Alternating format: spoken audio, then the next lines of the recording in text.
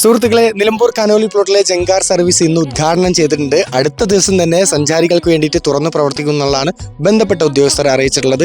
ലോകത്തിലെ ഏറ്റവും പഴക്കം ചെന്ന തേക്ക് പ്ലാന്റേഷനാണ് കനോലി പ്ലോട്ട്. ഈ കാണുന്നത് 5.6 ഏക്കർ സ്ഥലമാണ്.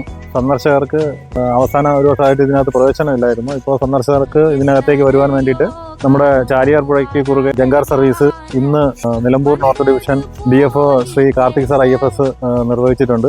അടുത്ത ദിവസങ്ങളിൽ തന്നെ ജങ്കാർ യാത്രയിൽ സന്ദർശകർക്ക് കനോലി പ്ലോട്ട് സന്ദർശിക്കാവുന്നതാണ്.